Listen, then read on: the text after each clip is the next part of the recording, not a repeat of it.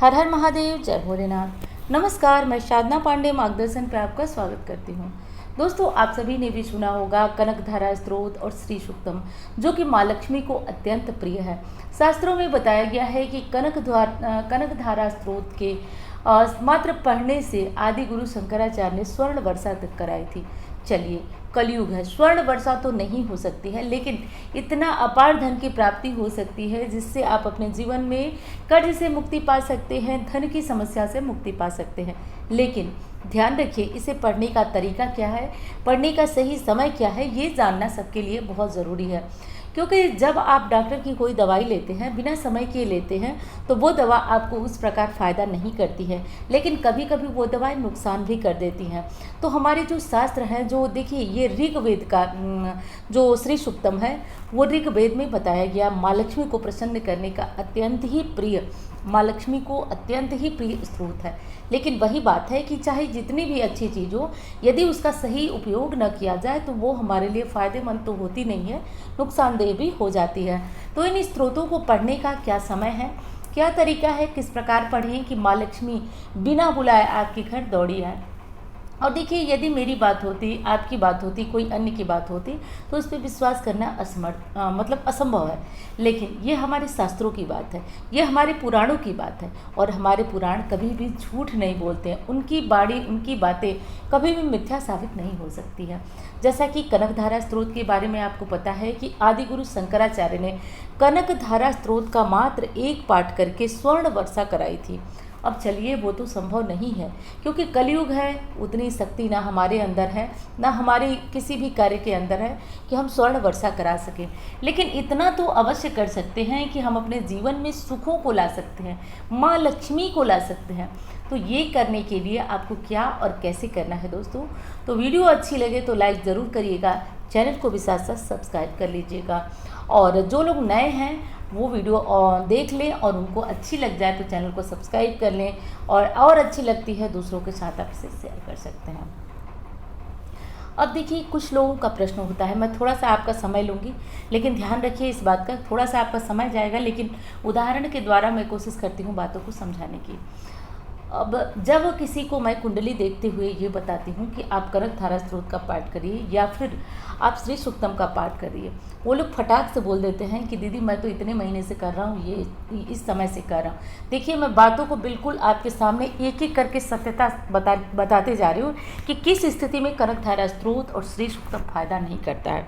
तो वो लोग जो हैं वो सोचते हैं, बताते हैं हमको कि कनकधारा स्तोत्र और श्री सूक्तम फ़ायदा नहीं कर रहा है, हम इतने दिनों से पढ़ रहे हैं, और जब वही उपाय मैं बता देती हूँ उनको, तो वो और निराश हो जाते हैं, क्योंकि वो पहले से पढ़ चुके होते हैं। तो ऐसे में वो और निराश हो जाते हैं। लेकिन मैं बताती हूँ ऐसा क्यों होता है।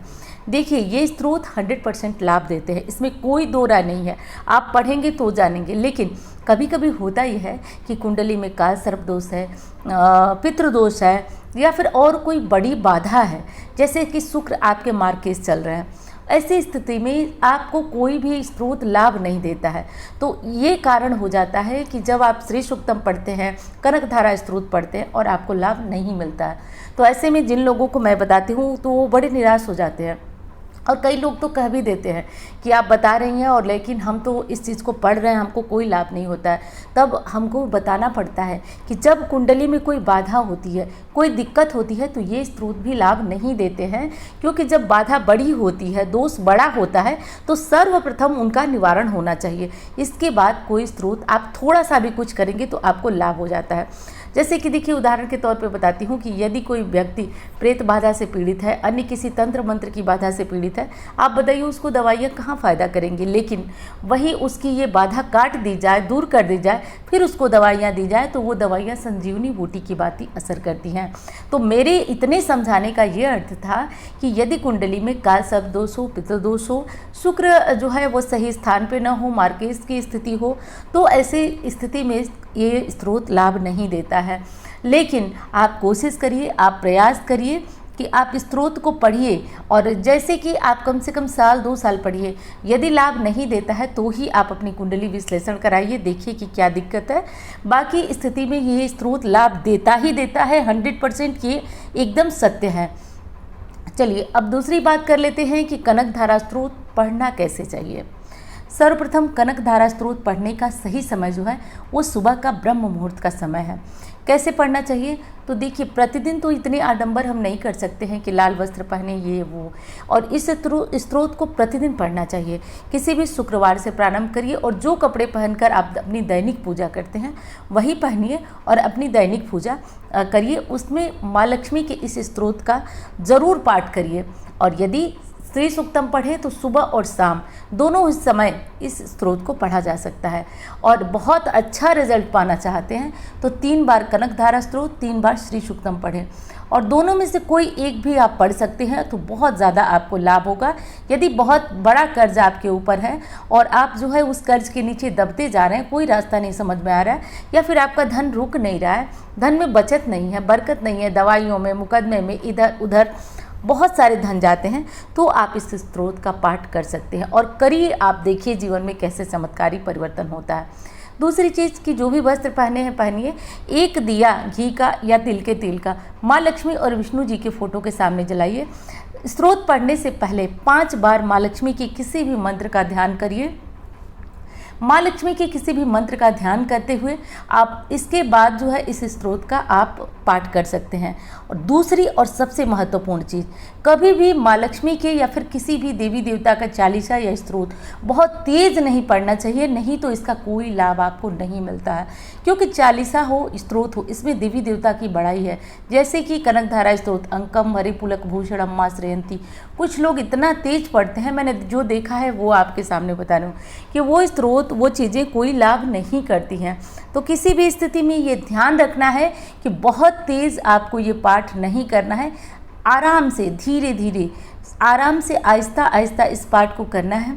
फिर आप देखिए, क्योंकि इसमें देवी देवता के गुणगान है, उनके गुणों की चर्चा है, गुणगान है, बड़ाई है, हम उनसे प्रार्थना कर रहे हैं। तो ऐसी स्थिति में जितना प्रेम से, जितना जितना अच्छे भाव से आप इस पाठ को करेंगे, उतना ही आपको अपने जीवन में इस स्त्रोत का, इस पाठ का चमत्कारी परिवर्तन दिखेगा। तो वैसे तो सुबह भी इस पाठ को किया जा सकता है, लेकिन शाम को भी दिया जलाने के बाद इस पाठ को हम कर सकते हैं। और इस पाठ को करने से दरिद्रता तो दूर होती ही है, साथ साथ अपार धन की प्राप्ति होती है। मैंने पहले भी कहा ना कि हम शंकराचार्य जी जैसे प्रभावित तो नहीं हैं, ना प्रतापी हैं कि हम स्वर्ण वर्षा कराएं, लेकिन इतनी भी कमी, इतनी भी गरीबी हमारे पास नहीं रहेगी कि हम अपने जीवन में धन की समस्या से मुक्त न हो पाए। कोई बहुत बड़ा कर्ज जिसके नीचे हम दबते जा रहे हैं, तो धन्य है हमारा शरीर कि हम इतना नहीं कर पा रहे हैं कि माँ लक्ष्मी को प्रसन्न करें। मैं इतना कहना चाहूँगी। देखिए, कुछ लोग इस बात का नकारात्मक अर्थ भी निकालते हैं। जैसे कि मैं बता रही हूँ, कुछ लोग कहते हैं कि दीदी आप तो बहुत सारा उपाय बताती हैं, आप तो बहुत ज़्यादा उपाय सिर्फ धन प्राप्ति के लिए बताते हैं। लेकिन देखिए, आप मुझे बताइए कि जीवन में धन की आवश्यकता इतनी नहीं है कि व्यक्ति का जीवन न चल सके, लेकिन उससे कम भी नहीं है। क्योंकि देखिए, यदि घर में कोई बीमार है तो आप सबसे पहले किस चीज़ की आवश्यकता होगी?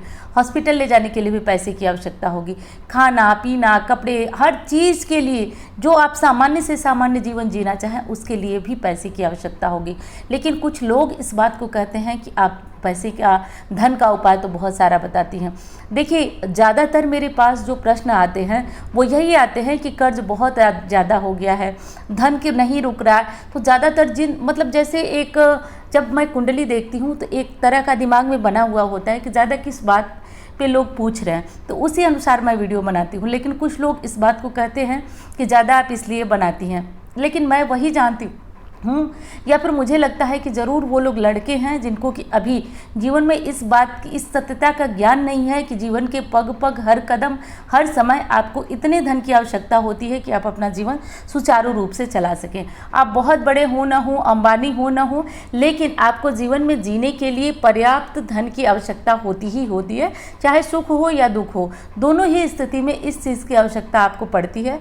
तो इसलिए ज़रूरी है कि आप अपने जीवन जीने के लिए माँ लक्ष्मी की साधना जरूर करें, कोई न कोई एक स्त्रोत जरूर सुन ले।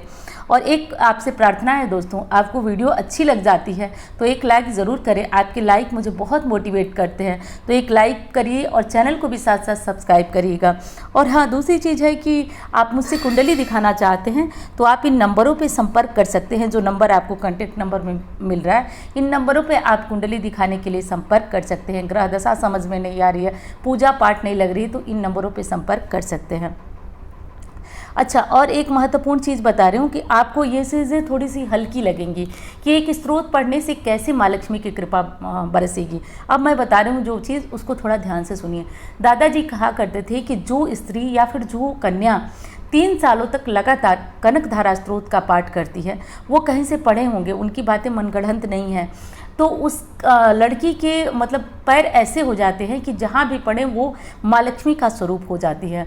यानी आपने भी सुना होगा ना, कोई कोई जो होता है उसको कहा जाता है कि अपशकुनी है। हालांकि ऐसी बात नहीं होती है, कुछ लोग जो है वो मनगढ़ंत बातें भी कहते हैं, तो कहा जाता है कि ये अपशकुनी है। तो इसका मतलब ये है कि जो कन्या या किसी को देखते हैं कि बहुत लकी है, बहुत भाग्यशाली है, जब से इसका जन्म हुआ हमारे यहाँ ये हो गया, जब से ये आई हमारे यहाँ ये अच्छी चीज़ हो गई।